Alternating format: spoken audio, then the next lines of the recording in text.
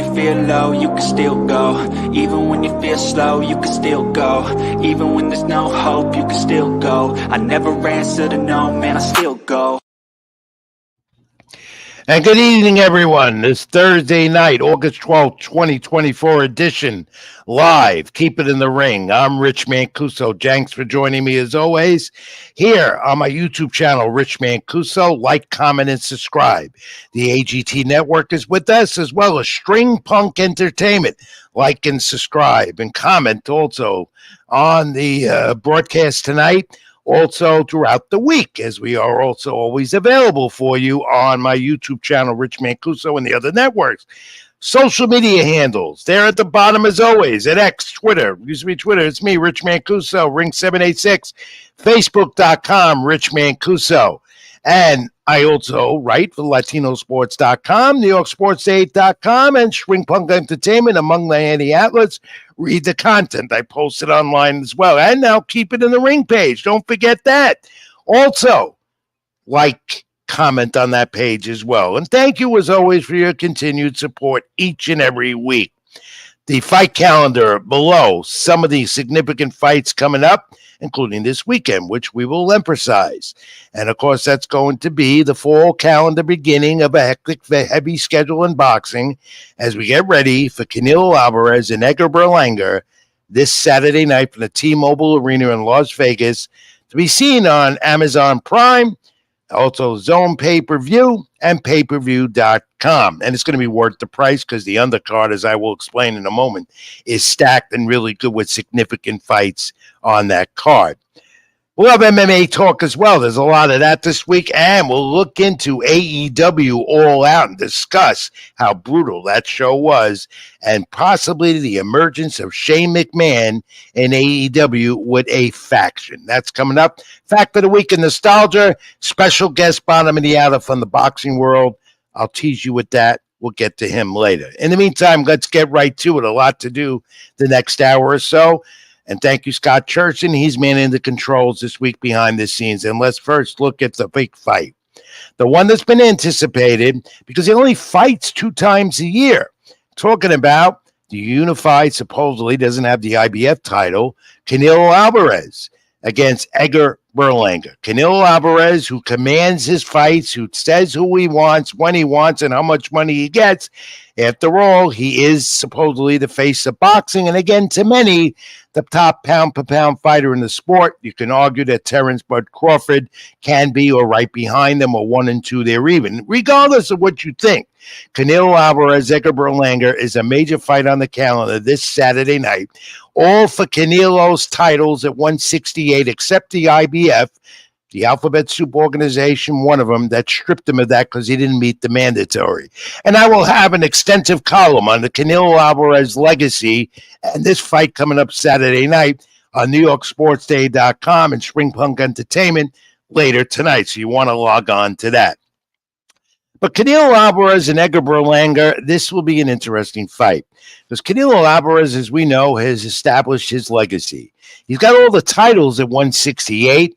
Now, that one defeat there at 175 when he tried to get to another weight class and get another title in another weight division at 175 did not work out with Dimitri Bivol, lost in the Adams decision about 2 years ago, as you remember. Canelo didn't look good. Everybody said Canelo's done. Well, he fought at 175 where he's not good, where he doesn't belong, and he fought Dimitri Bivol, who is a top fighter in the sport, as you know, and champion at 175. He'll unify, and he has that fight coming up with Arturo Berdiv on October 12th in Saudi Arabia. But there they are, Canelo Alvarez and Edgar Berlanga facing off yesterday at their final press conference.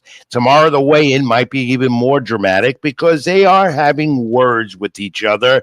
Not too nice. Canelo's trying to be the ambassador here, and after all, he is the ambassador of boxing because he is the face of the sport. Berlanga deserved this opportunity, so he says, and many say he doesn't deserve it. But when you sign a mega multi-fight deal with Eddie Hearn and Matchroom, and Edgar Berlanga used to be with Top Rank, where he started with that 16 knockout consecutive streak. Well, you're with Eddie Hearn. He was a free agent. Eddie Hearn got him second fight under the Matchroom banner, and Edgar Berlanga is talking. Eddie Hearn gave it the push. Eddie Hearn had a lot to do with putting this fight together for Edgar Berlanga. Many say Berlanga is not ready for Canelo. I kind of feel that way, but then again, this is boxing. You never know. It's unpredictable. And Edgar Berlanga, though, does deserve an opportunity, but maybe not against Canelo Alvarez this soon. Yeah, Berlanga says it's not too soon, that he's going to surprise and upset the boxing world and get rid of Canelo's legacy. It's time for someone else. That remains to be determined, because we all know that Edgar Berlanga can punch. We all know that he could go the distance with Canelo Alvarez. Berlanga can do that. We also know that Canelo Alvarez has a devastated body punch, and the only one in that division at 168 that could possibly handle that body punch real well would be David Benavidez, an opponent, a foe that Canelo Alvarez, even with all the money thrown on the table, will not take, because he knows that Benavidez would probably beat him at 168, not 175 where Benavidez is now, and that would destroy Canelo's legacy. Regardless of what you think and how you feel about both these fighters, Berlanga has his opportunity. Edgar Berlanga is a young man destined to be a champion. This is a fight he had been looking for in this division. He worked his way up. He says he has many haters, and believe me, he does, because they don't like the idea that he's got this shot against the king of the sport, Canelo Alvarez. On the other hand, you look at Canelo Alvarez, who'll face anyone that he wants because he chooses who he wants and gets a lot of money for that. The kings and princes of Saudi Arabia wanted him to fight Terence Crawford, but he turned down somewhere around a $350 million, $400 million offer to fight Crawford in Saudi Arabia, and Canelo said he felt he was disrespected and said again, I make the decisions, not you. Canelo doesn't need the money. He's loaded. He's a multimillionaire more. He's a billionaire. But he will continue to fight for his legacy. For Edgar Berlanga, this is his chance, his opportunity. 34 years of age, he still has it. Considered by many the pound-for-pound best. The legacy continues, and he can still fight. They say his skills have been diminished. Well, against Jaime Munguia, we didn't see that. Munguia might not have been ready for him either. He was a young Canelo Alvarez back then as well, when Canelo was young and fought a young Floyd Mayweather with more experience. Berlanga is not Jaime Munguia. Berlanga is good. I will never, ever say that Edgar Berlanga doesn't deserve this opportunity. Every fighter who gets this chance deserves that opportunity. Go for it. And with a promoter like Eddie Hearn in his corner, he's got the opportunity. Where does this fight go at the MGM Grand Arena in Las Vegas on pay-per-view Saturday night? Well, many are saying that Berlanga doesn't last 6 rounds against Canelo with his devastating punch. Berlanga knows, though, how to take a punch as well. Yes, he hasn't really been that dominant since that 16 knockout consecutive streak that started his career and almost put him to that pinnacle of breaking a record after 16 straight knockouts. He hadn't done that since then in first round as well. Well, he's not going to go 1 round with Canelo, not 2, 3, 4, 5, 6. Canelo likes to get his stuff going about the 8th round. And if everything goes to plan, I expect that to happen again. I think Berlanga will stay with him and give him a fight. The two of them will get to know each other early, and then Berlanga will have to contend with Canelo Alvarez, his footwork, his defense, and everything else, including that devastating punch, the right and the jab and everything else. I don't look this fight to go the distance. I don't look for Edgar Berlanga to dethrone Canelo Alvarez and something fishy goes along. Now, I do not disrespect, again, I'm going to reiterate, I do not disrespect Edgar Berlanga. I'm very proud of this young man from Brooklyn and via Puerto Rico. And yes, Canelo says this is not the Mexican-Puerto Rican war of 2 fighters in that illustrious history that's had Chavez do it against Camacho. We've seen that in Trinidad and De La Hoya. Canelo doesn't want to play that game. He says that's not Mexico against Puerto Rico. Berlanga said it is. The promoters have been saying that as well. It is on Mexican Independence Weekend. It will be an interesting fight. And it could turn if for some reason Canelo doesn't go with his strategy that he always has. Either way you look at it, Canelo comes out on top, and I believe it will happen at some point in the 8th round, maybe even the 9th or the 10th. But let me tell you this. As much as there are haters for Edgar Berlanga, and even I have said he doesn't belong in there. I wrote that up, and I've said that. He's ready for it. And the more and more I think about it and analyze this, he is ready for Canelo Alvarez, and he's going to give Canelo a fight. I look at it going 8 rounds or maybe a little more before Canelo gets the stoppage. It will not go the decision route. And if it does go to the judges who see things differently, 3 blind mice, who knows? This is boxing. Anything can happen. Regardless, again, it's not Mexico against Puerto Rico, according to Canelo Alvarez. It is Edgar Berlanga getting his opportunity and looking to dethrone Canelo Alvarez and also stop the legacy that he says he will do. It's not only Canelo and Berlanga on this card that makes this pay-per-view interesting, it's also the undercard, because you have a lot of implications for a lot of fighters here. And let's look at this, what we have, okay? First, I have an immense interest, and I'm sure you do as a boxing fan, with Araceli Londa and his middleweight championship, the WBA belt he holds, against Danny Garcia from Philadelphia. We all know him. A 1-time, 2-time welterweight champ at 147, now moving up after a 2-year layoff. He's fighting at middleweight, and he's going to try and dethrone Lara of the middleweight title and become a 3-time champion. He's been out of the ring for 2 years. He's never fought at 160, though he does hold his weight. He's coming to the ring. He's dehydrated and coming to the ring at times at 160, 165, even more when he was at 147. But he's looking to make history after a 2-year layoff and defeat a Cuban fighter who has an arsenal of talent. I don't know where this one goes. I can't give you a prediction on it. I do tell you this. Danny Garcia is determined after 2 years to come back in the ring at 160 and become a 3-time champion. He's capable of doing it. Lara is a tough Cuban fighter. We know what he can do. This is going to be a slugfest. And just a matter of seeing what Danny Garcia has left after a 2-year layoff. And then you have this Khalid Plant against Trevor McCrory, a crossroads fight for both at 168. And possibly either one of them could get a shot at Canelo's title, assuming he still has the belts. And Rolly Romero, who I love, who has many haters as well. Romero against Emmanuel James. Romero needs this win.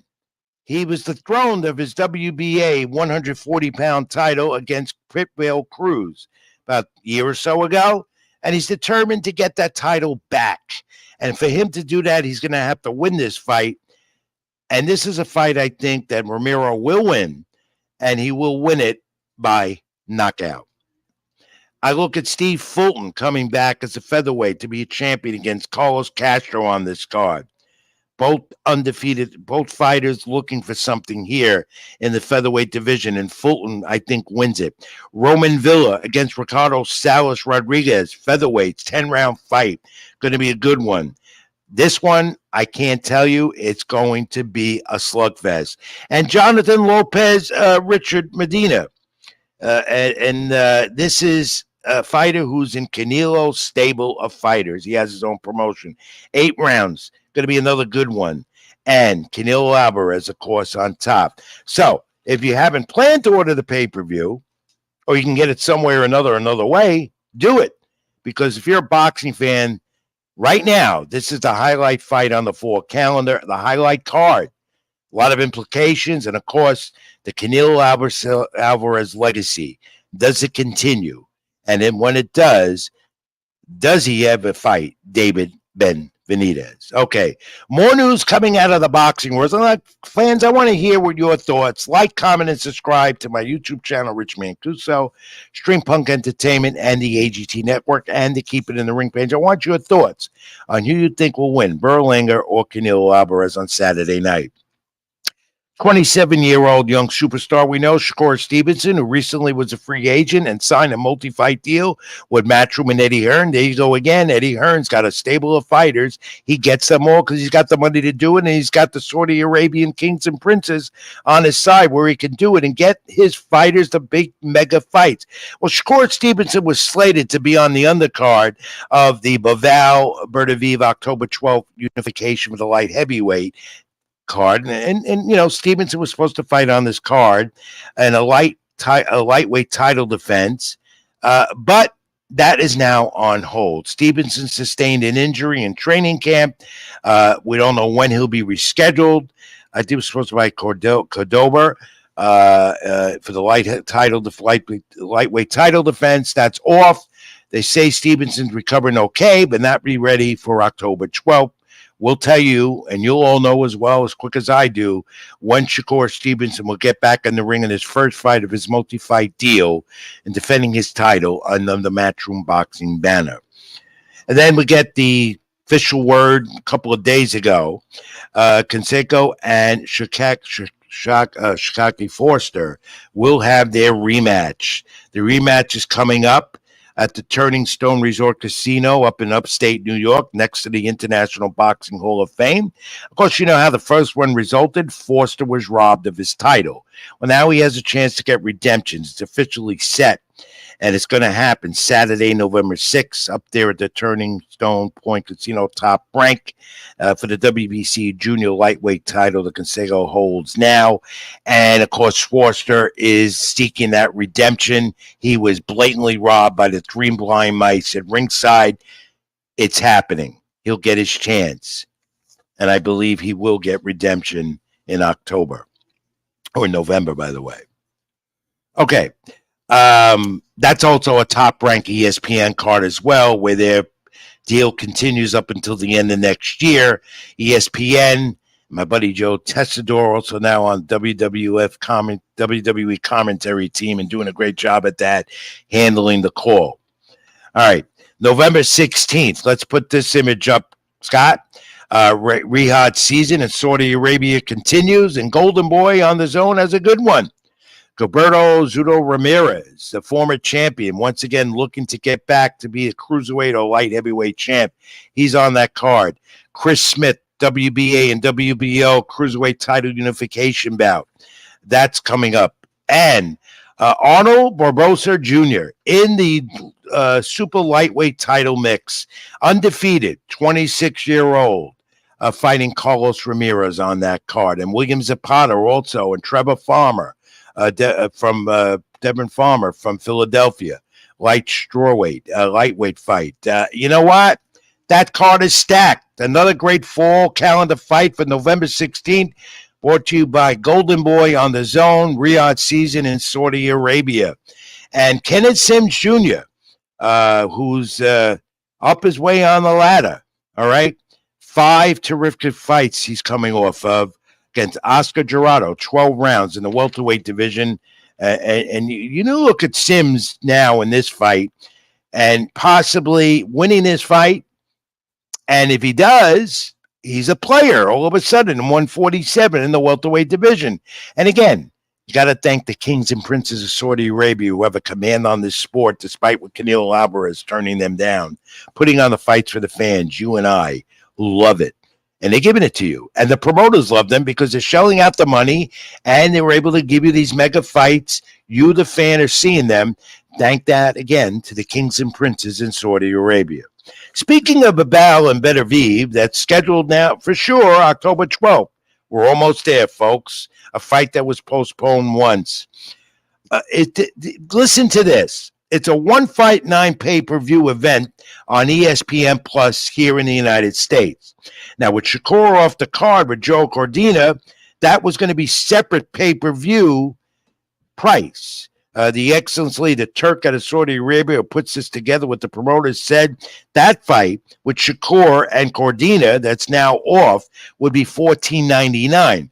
However, the 1 Fight non-pay-per-view event on ESPN Plus in the USA for Bivol and Berdaviv, and we'll have more on that in the weeks to come as we get closer to finally getting to this light heavyweight title unification. in Saudi Arabia, Dimitri Bivol and Arturo Beterbiev, finally going to see it.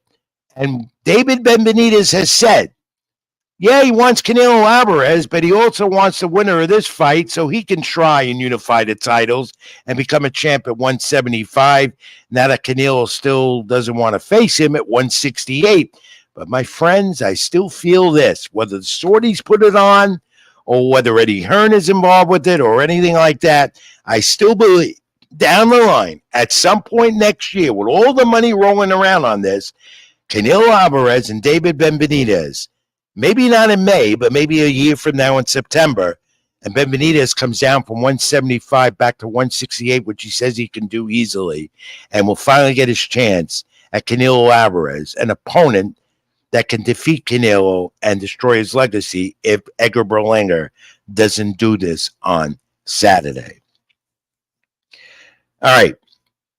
In Florida, I believe he was this week, Xander Zayas, the guy behind my back every week right there. You see him in the lights? There he is.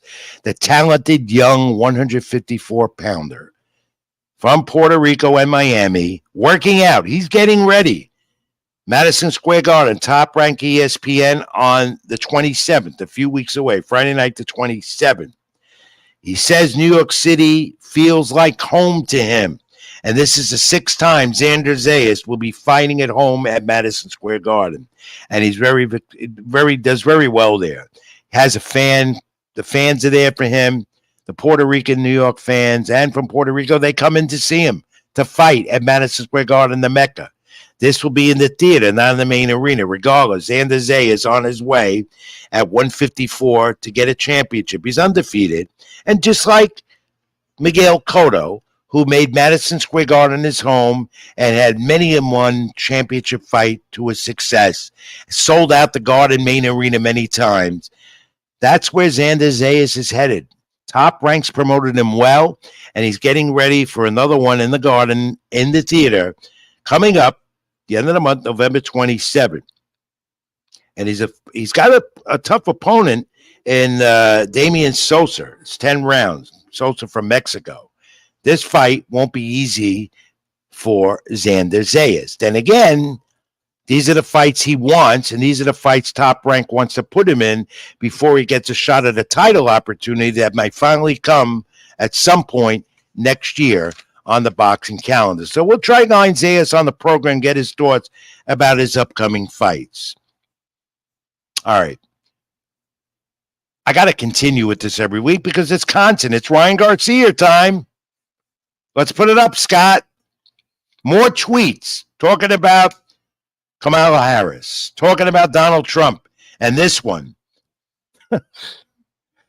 He says the sole reason and the biggest reason pay-per-view in recent years happened is because of him. True. It was one of the biggest this year against Devin Haney that ended up in controversy. Did you know the results of that?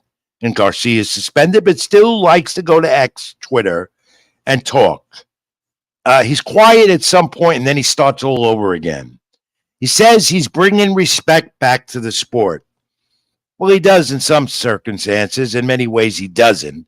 His suspension, of course, doesn't bring respect back to the sport. But he still says this. Terence Crawford hasn't beat anyone since Crawford beat Spence a few years ago to unify the titles at 147.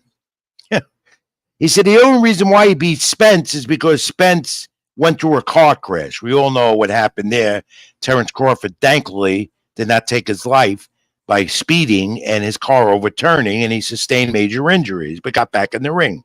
Says he's about Crawford, and you got to laugh at this. Ryan Garcia says that Terence Crawford is an overhyped bum, and he's made a challenge to fight him.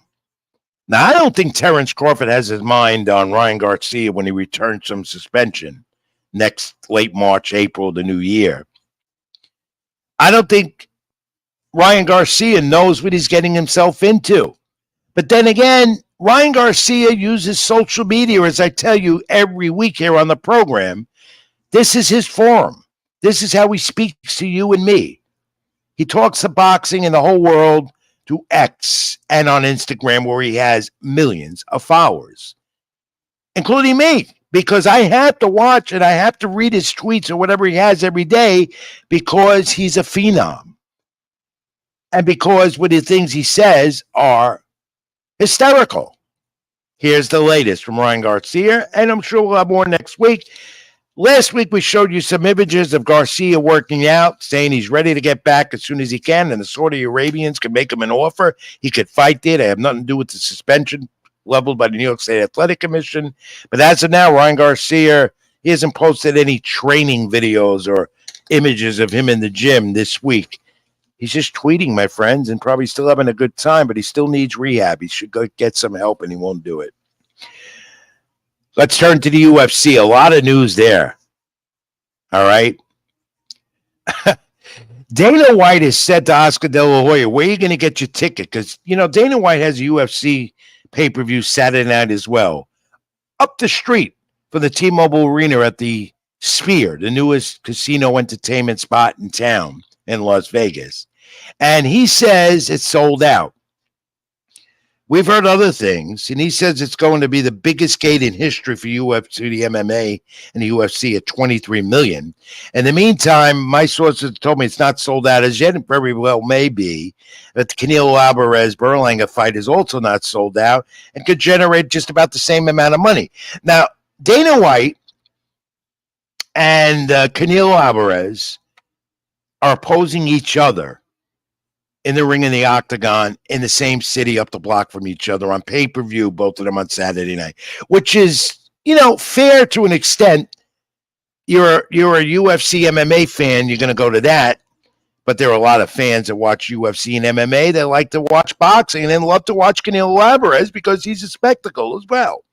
Dana White says he has no animosity with Canelo Alvarez. The both of them just happen to book these two big pay-per-view events at the same time.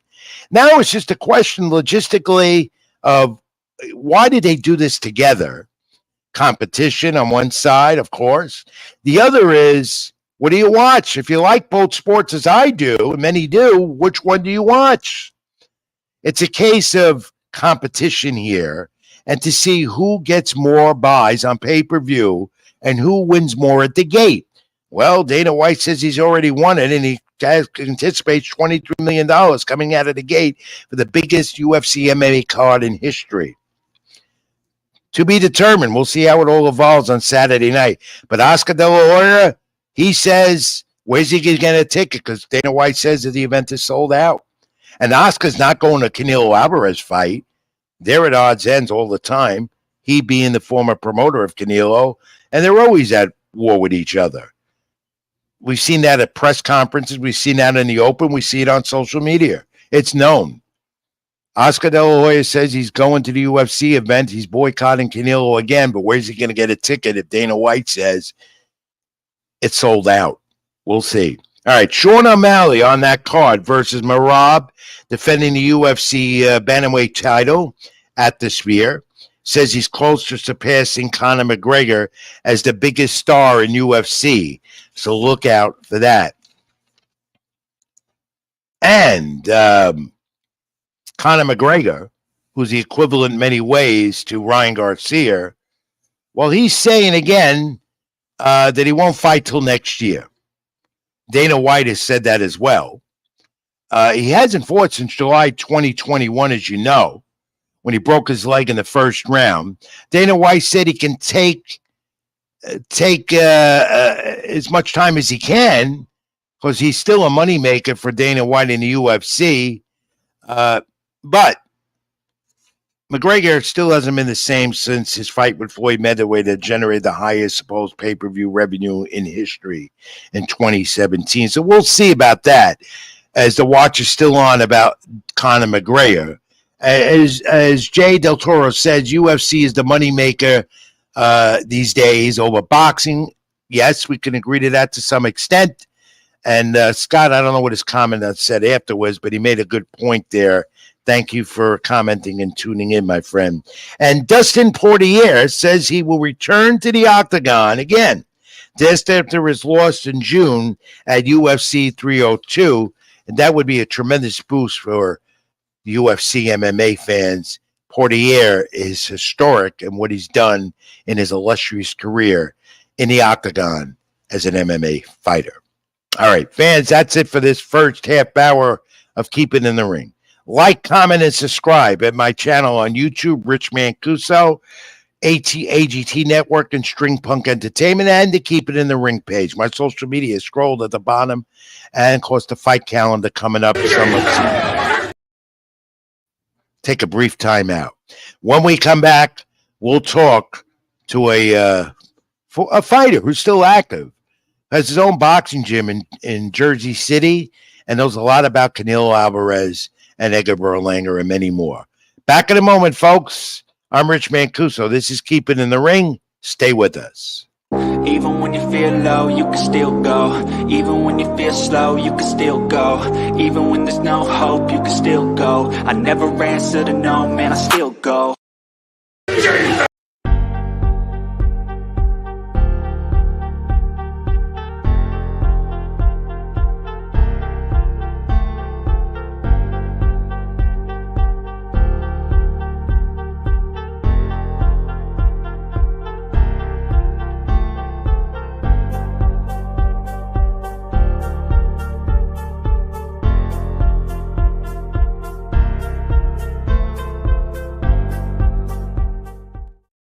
Even when you feel low, you can still go. Even when you feel slow, you can still go. Even when there's no hope, you can still go. I never answer to no, man, I still go.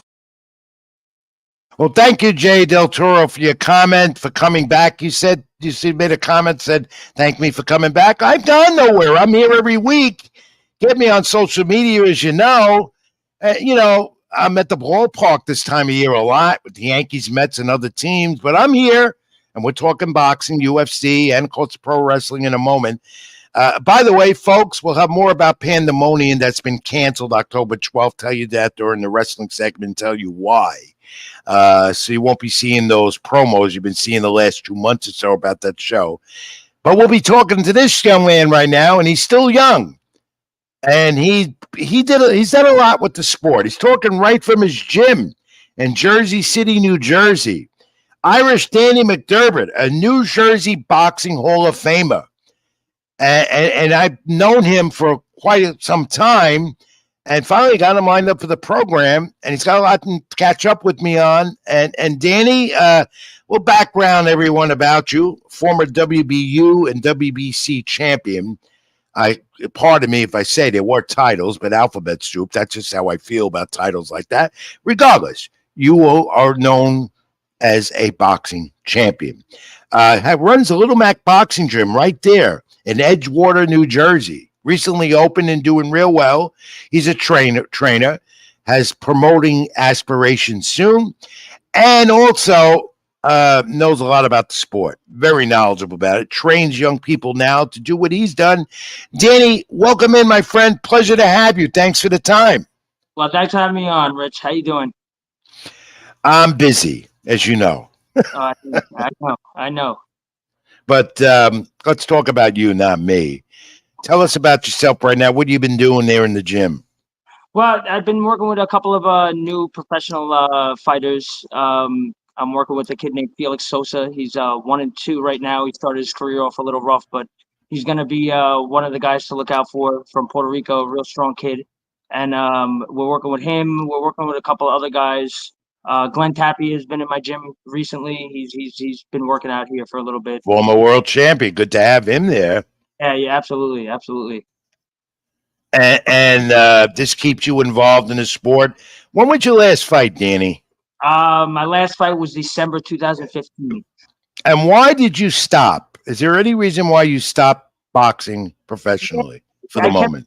I kept tearing my rotator cuff, and it's one of those things. Like once you hurt that specific muscle, it's really hard to continue. Yeah, it is for a fighter. That's a hard injury to overcome, and those who do still have a hard time when they do overcome it. But you're okay health wise and everything like that. Yeah, everything's great. I still spar with the guys in here, so I'm still getting in there. So you're still in there. Do you get a taste, though, now that you spar with the guys you train to get back and actually be competitive again in the ring? Yeah, that's the thought. It happens, but let's see where my body is, and I will definitely make a decision because I do have that yearning to come back, and obviously I wouldn't come back for the glory of it all and try to get a title. Right, right. Just to showcase what I still have. Nothing crazy. Well, over the years of me being involved in boxing, 42 years, and you've seen it as well, fighters will retire, and it could be 1, 2, 3, 4, 5 years, even more. They come back because they miss the roar of the crowd. Besides it being a money thing, and there's a lot of money floating around the sport now with the streaming networks and everything else, as you're aware of. But it's also a thing for a fighter that it never gets out of your system. Am I right? I would say so. You always got an itch. It's always an itch is there, 100%.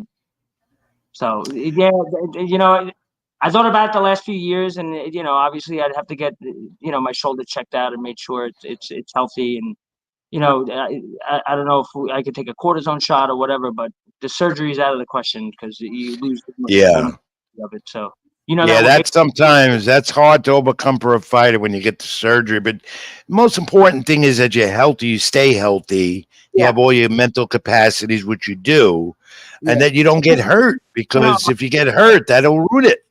my wife might argue with you on that one, but yeah, I'm pretty good. I don't want your wife arguing with me. I've met her before. I know she's a feisty character and a good one. She takes good care of you. Danny McDermott, a New Jersey Boxing Hall of Famer. How old are you now? I'm 45. I just turned 45 this summer. But I feel like I'm 35. I think it's all mental. It's all about how you feel. So tell us more about the gym and when did you open it and how successful has it been? I hear it's doing real well. Yeah, I originally opened up a gym in North Bergen, New Jersey, about maybe 4 years ago, right before the pandemic. And then when the pandemic came, obviously everything went crazy. I tried to keep it open up there, and then just recently I found a better place, and I moved down to Edgewater, New Jersey, right on the Hudson River. And Yeah, it's a nice area of town there in Jersey, right over the water. yeah, no, It's nice. You got a lot of baseball players that live there as well. A lot of them. Yeah, a lot of Yankees live there. Cliffside in Fort Lee. Darryl Strawberry used to live there. I'm sure you knew. Yep. White lived out here. Yeah. It's definitely grounds for all the professional athletes. Yeah, my good friend Ricky Ricardo lives right by you over there. That's where he lives. Yeah. Ricky's a Spanish language broadcaster for the Yankees, also on WFAN, does talk sports radio as well. I'm going to get you two together. We'll go to that diner you took to me once. I remember that great diner over there. Yeah, we could definitely go. Danny, you fought as a middleweight. In that division right now, we got Danny Garcia and Lara fighting on Saturday night. Garcia, after a 2-year layoff, coming back, trying to become a 3-time champion.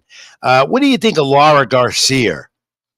I think he has good skills. He moves well, and it's just it's going to be up to who really wants it in the end. You know what I mean? We know what he's capable of. And let's see what he could do with this guy. Do you think Garcia has any chance moving up to 160 after a 2-year layoff, being at 147? I mean, it's possible with anything. It all depends on him and his mental state, and what has he been doing the last 2 years? You know what I mean? So I think it's all about the preparation. Is he prepared correctly? Has he trained properly for it? And the styles, are they going to match up? So I think it all depends on what he was doing the last 2 years. Well, Lara's some tough Cuban fighter. We know what he can do to get that he got that title by being tough, and he's got everything. He's got all the attributes of a great fighter. That's why he's a champion. Danny Garcia has to overcome a 2-year layoff, which we're at. I have a lot of anticipation about that fight Saturday night. And I tell you, I think Garcia can pull it off because I know him well, and I know what he's capable of doing. A 2-year layoff to him will mean nothing, Yeah, I agree with you. I agree with you. And you've seen it before. How many great fighters have taken 2 years off like it was nothing, and come back and they're even better than where they were. So it all depends on, like I said, what has he been doing? How is his lifestyle in the last 2 years that he's been off? Right, right. From what we And that see, coming from a perspective of a fighter yourself, so you would know better than anyone else. Um, what do you remember most about your career that ended in 2015 at the moment? What do you remember the most? Winning the titles you won? You packed them in when you fought. I went to a couple of them. yeah, yeah. I had some great experiences. My pro debut was on the Arturo Gatti, Jesse James Leija undercard. I walked Arturo Yeah. to the ring that night. Great way to debut, and you walked the legend into the ring. The late Yeah, Arturo Gatti. Yeah, yeah. my second. That's gotta be a memory of a memory, my friend. Arturo was my advisor throughout my career early on. Really? Yeah, I was How instrumental was he to you in your career? A lot of a, people know Arturo and the tragedy and everything else. Our good friend Joe Botti wrote a great book about the Gotti brothers. Did you know the other brother as well?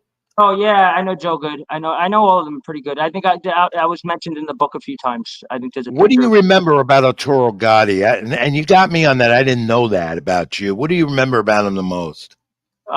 His heart, as a person, not just as a fighter. If he liked you, there was nothing he wouldn't do for you. Yeah, what did he teach you? What did he teach you the most? He taught me that beautiful left hook to the body, which is the punch I used to win my championship. The left hook to the body. Mm-hmm. Just about the different levels of the game. He was so smart when it came to boxing and the world of boxing and even the business of it. You'd be surprised to know. But Right, which is always something that I write about and talk to fighters about, current and former, about the business of the sport. You ended your reign at a time when the streaming networks started to come into fruition, where exactly. all the money is with all the promoters. What do you make of that? Is the sport in the right direction, in your opinion? To an extent, what I mean. Obviously, you got these crazy fights like Jake Paul and Mike Tyson, and it's getting a little gimmicky with Oh, certain well, things, I hate that. I hate it. Everyone knows how I feel about Jake Paul. But Says he wants to be the best, but he doesn't fight anybody the best. He's fighting Mike Tyson. Come and he wants on. and he wants to change the rules. He wants to change the rules. Yeah. If you want people to take you serious, be a fucking man and train and Mm, guys that are fighters, up and coming guys. Fight them first. right. What you're calling out the best in the world. I Who know. else And who insulted that has he? been doing it? Right. I mean, he's done good for the sport, Danny. And correct me if I'm wrong. I'll give your opinion as well. Done good for the sport in some ways. He's brought exposure to the sport. I don't think in the positive matter all the time, but he's propelled Amanda Serrano to all these lengths right now. For him, I congratulate him on that. He puts on shows where he highlights his young fighters that he has in the MVP stable, but he doesn't do nothing for himself to propel himself to be this all-time best that he says he is. Yeah. No, I totally agree with you. I totally agree with you. And You like know? before, like he's got to show what he's capable of. If he wants to be considered a real fighter, then do what we all did: work your way from the bottom to the top. Not Mm, getting that. there's the point. And So true. the other thing that I could say is he's bringing a new fan base to boxing. But are they going to be lifers like real boxing fans? I don't think so. No, I don't think it's entertainment. It's It, entertainment. it's quick. If you look at it today, today's generation is all about scrolling and quick. Everything's quick. That's right. And that's him getting hits on his social media where he's got a record base of them. And You know? I think that's how they're going to be as a boxing fan. It's a flash in the pan. It's just a niche right now, and it's going to move on. But I look at it this way: it's a lose-lose situation for Jake Paul. Why? Because if he wins, he beat a 60-year-old Mike Tyson, who's considered a legend, the grandpa of boxing for us right now. You can't say anything about Mike. Legend. Now, if you beat him, you're a bully. Now, if you lose, you lost to a 60-year-old former heavyweight champion that has back problems. So it's just not going to look good for either way. I don't think that's going to be much of a fight. It's a spectacle. That's all it is. They'll make money for both of them because everyone's going to watch it because of Mike Tyson and because of him. And it's not good for the sport. And you better hope Tyson doesn't get hurt. And that's the thing too. Yeah, that's what a lot of people worry about. But at the end of the day, I'm happy that Mike Tyson is going to get a nice payday off of this. That's the only thing that could come positive out of it. And, I like Mike. I think he deserves whatever he gets. Danny McDermott, a fine middleweight at one time, maybe get back in there. We'll see. But a New Jersey Boxing Hall of Famer, which is terrific. Congratulations again on that. The Little Mac Boxing Gym there, where he is in Edgewater, New Jersey. The young people you work with in that gym, what do they think of the sport? And what do you tell them, like a Jake Paul and all that? I'm sure that comes up for discussion. What do you tell them? Well, I tell them that boxing, at the end of the day, boxing is a fight. It's not. I tell them it's not a sport. If you want to play a sport, go down to the baseball field and join baseball. Go play football, basketball. Boxing is combat. At the end of the day, we are modern day gladiators fighting in a coliseum in front of people that are cheering for blood. At the end of the day, who gives a shit about what you're wearing? I don't care if your shoes match your trunks, if your trunks match your robe. I could give a shit. Right. I don't care your haircut. I don't care what you look like. Go in there. We're watching you right now a little bit. Okay. And you were so old school, which I love, because you come from the old school boxing town of Jersey City right there. And that's the way it was. And you didn't have all the rap music and the entrances. It's pure entertainment. I can understand they're trying to appeal to the fan that get on the streaming networks, which this sport is all about right now. But to me, it's garbage. It's entertainment. It's not boxing. I 100% agree with you, and I try to tell these kids that boxing is not entertainment. If you want to be a singer, go become a singer. If you want to perform on a stage, go perform on a stage. But if you want to fight for real, train for real. Right. And I think a lot of these young kids, they don't get that. They don't understand until they get punched in the face, unfortunately. That's it. And a lot of them don't listen either, which is another story in itself. Danny, what your opinion now, the state of the sport? Is it strong? Is it dead? Everyone tells me boxing's dead. People that are not into the sport like me and you. Do you agree with that? Is the sport dead or is it alive and thriving? Listen, Rich, you're an old school boxing guy now. You know they've been saying that every decade that boxing is dead. Right. Until the next Mike Tyson pops up, until the next Floyd Mayweather pops up, until the next Sugar Ray Robinson or whoever pops back up. So boxing will always have that reputation, I believe. It's always going to be there. But there's always going to be that one superstar to lift it from the dead, right? We're always going to have, you know what I mean? Has there ever been a time where boxing has been completely dull without a superstar? Exactly. The beginning of boxing in the late 1800s, early 1900s, you had John L. Sullivan, you had all kinds of guys, Benny Leonard, you had all these different fighters that were stars in their divisions. So when they tell, I laugh at that every time I hear it, because you know what? When they say that, what happens in a couple of months or a year from now? You got another Lomachenko. You got So who are the superstars in your opinion right now in the sport? Is it Gervonta Davis? Is it Shakur Stevenson? Just off the top of your head, who are the superstars in this sport? My favorite fighter right now is Bivol. I think he's the master right now. What he did in his last few fights, you could see the talent. What he did with Canelo, how easy he handled him. I don't think we've ever seen Canelo handle that decisively before. So. Bivol has got everyone's attention and look to unify on October 12th at Berdaviv.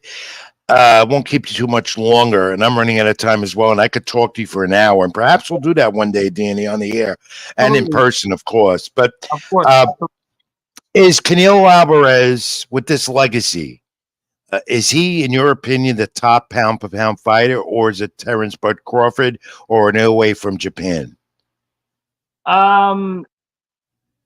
Canelo, I believe Canelo has kind of strayed away from his roots a little bit. He's as you've seen over the last few years, he's gotten a little arrogant. He speaks. Once he started learning how to speak English, he started getting a little more arrogant. But I think it turned off some people, some boxing fans. Like I know a lot of people that loved him because he looked like a good old Irish boy. Right. And now he doesn't take shit from anybody, which I don't care. I think it's good for him. But Do you see him continuing this legacy against Berlanga on Saturday night, and how will he do it? I think Berlanga he's not seasoned enough. I'm sorry, he's just not. That's what everyone says. I see that fight, and don't get me wrong. I think Berlanga's a tough kid. He's from New York. He's right across the. And kudos to him. He's built a good career, but he's not on the same level as a Canelo right now. I don't believe it. Although in Canelo's last fight that we watched, Munguia, I think Munguia had him in the first 4 rounds until he got dropped. Right. And then it comes into experience now, right? Yeah, right. Berlanga doesn't have that. He's never been in the ring with a guy like that. How do you see it? You see it 8th round, maybe 9th, 10th round, or is it going to go that long? I was just predicting the 7th round stoppage. That's what I was predicting. 7th or 8th. I think I don't see it going. Devastating body punch. That's how Canelo Alvarez does it. And I'm going to mention, if you saw the last fight, I don't think Canelo was in the best shape that he usually is in. He hasn't been deep in the last few fights. And why is he avoiding David Benavidez? The money's out there. Why is he avoiding him? Well, when you're at a training camp and you have a hot tub and you're eating oysters and you're drinking wine, that's not really a training camp. I knows what he's capable of getting away with, which is the last fight he did. He coasted in the Munguia fight because of experience. Now he won't fight him. He won't fight him at 168, maybe 175. I don't think he's going. Well, Ben Benitez said he'll go down on 168 with no problem, and he can. But he won't fight him unless, and even if the money, I still think that fight happens some point next year with a lot of money. But you see how boxing's been since the 80s, the 90s. Right. Bo dodging Lennox Lewis. Right. They never fought. Right. Danny, you talk about that era in the 80s and in the 90s as well. Yeah.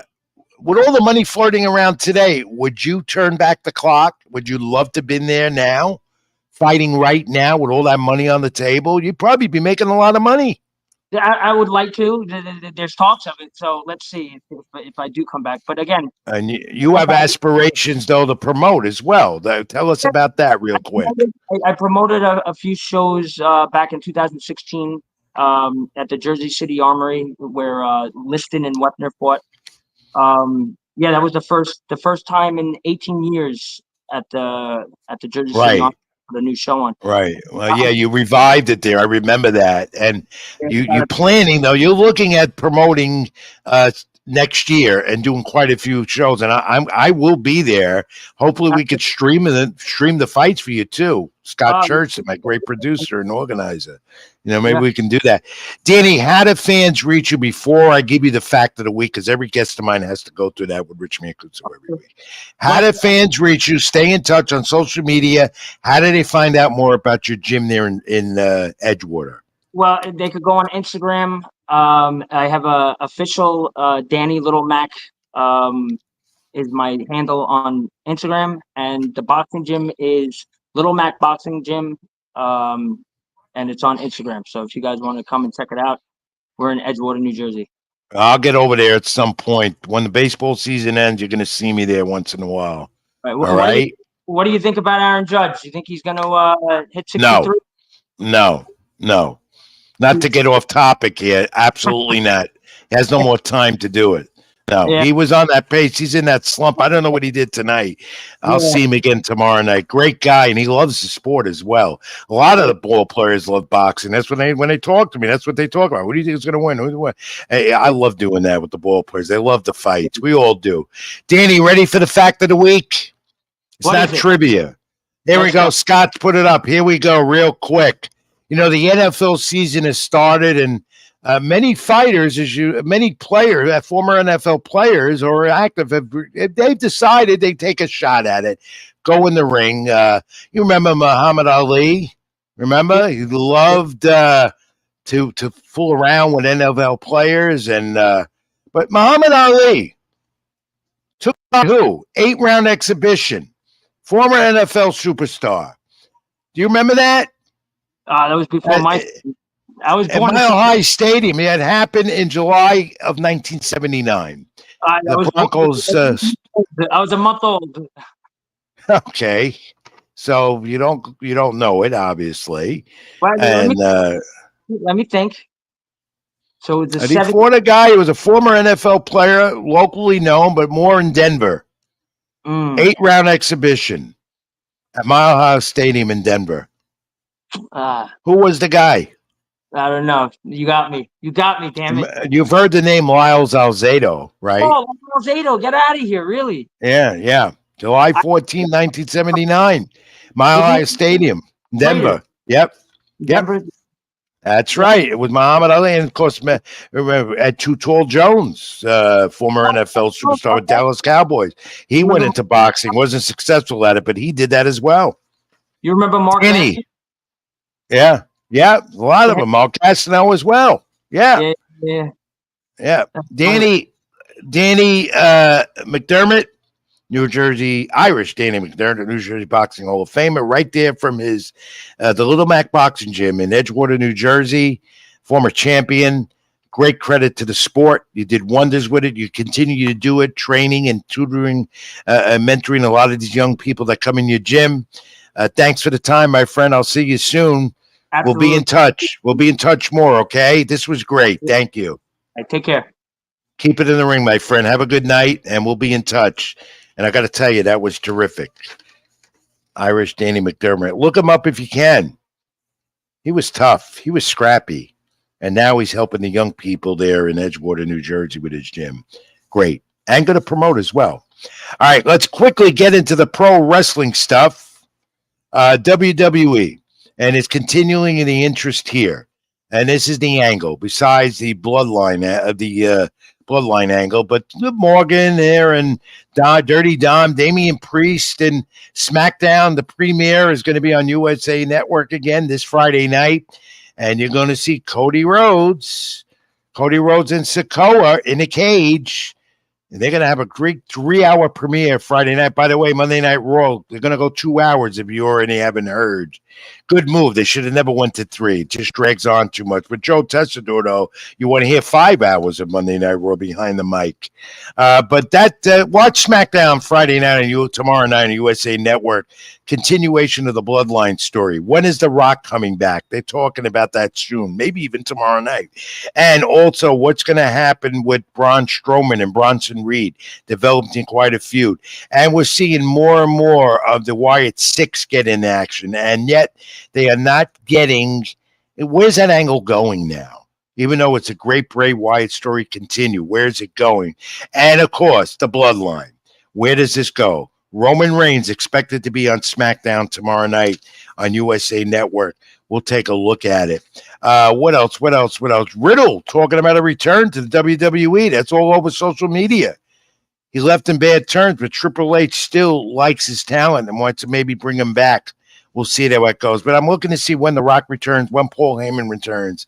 We might even see all this on SmackDown tomorrow night, debuting on the USA Network. And the Survivor Series main event is going to be War Games, Bloodline, the 2 different factions of Judgment Day. Probably to your answer to that, Del Toro. Thank you. All right, let me switch gears quickly to go to AEW All Out, which was brutal on pay-per-view over the weekend. Tony Khan says a deal is coming for his media rights network with Time Warner. And apparently they love this because All Out was brutal. And there is a lot of talk about Shane McMahon joining the John Moxley faction. Be soon, maybe as next week on AEW Dynamite or Grand Slam coming up in a week or so at Arthur Ashe in New York City. All right, here you see Will Ospreay after his win and Ricochet, the newest addition out of WWE. And the challenge is on for these two. They know each other well. It could happen. But AEW All Out was brutal. When I say brutal, we take a look at the images. It was a great card. Too long again. AEW pay-per-views run entirely too long. But take a look again. MJF and Garcia got low blows, ended that one. MJF now going to take some time off. is filming another movie, he says, and Garcia moves on. John Moxley, Bryan Danielson was out of the brutality story. I don't know what Tony Khan and AEW was thinking here. One of two matches here on All Out that were too brutal to watch. I mean, here you go, Bryan Danielson is already hurt. I think of the surgery, why he's continuing as AEW champion. Moxley looking to get that title, probably will.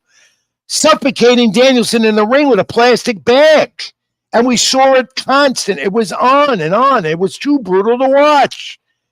I have one thing about AEW. They do things almost ECW type or maybe even worse. Too brutal to watch. Even this one with Swerve and Cage. Brian Cage. Look at this. A syringe needle. Staple and blood. Unbelievable. Too brutal to watch. Page won this match that he said he would after burning down Brian Strickland's childhood home. Now, Strickland's going to take some time off, part of the injury angle as well. But to get a syringe, I don't know if that was real or not. Regardless, it was brutal. That's not pro wrestling. That's brutality. Tony Khan and AEW can't do that. You got kids watching this stuff, even on pay-per-view. Too brutal.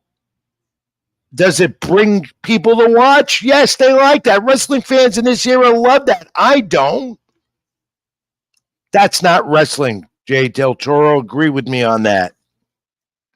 But the John Moxley faction will come into fruition more.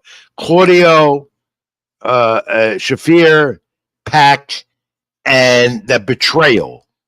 That's what they're doing. And now you look to see if Shane McMahon, as Moxley gave hints a few weeks ago, Shane McMahon coming in to lead that faction with John Moxley, we're hearing it's going to happen.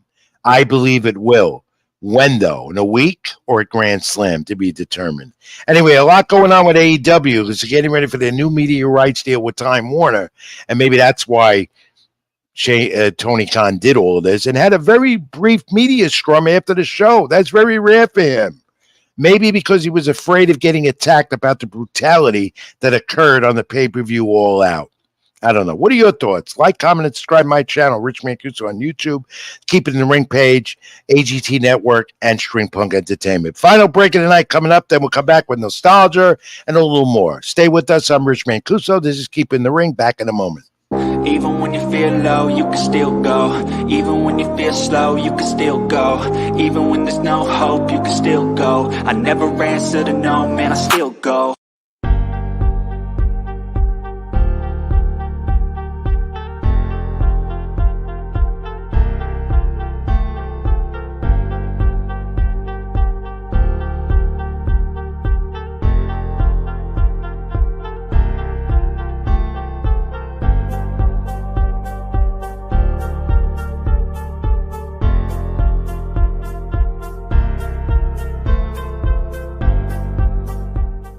Even when you feel low, you can still go. Even when you feel slow, you can still go.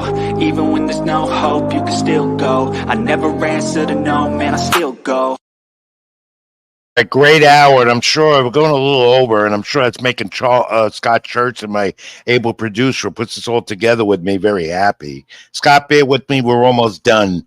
And I want to first, before I go into nostalgia, talk about why Pandemonium, ACW show on October 12th, has been canceled.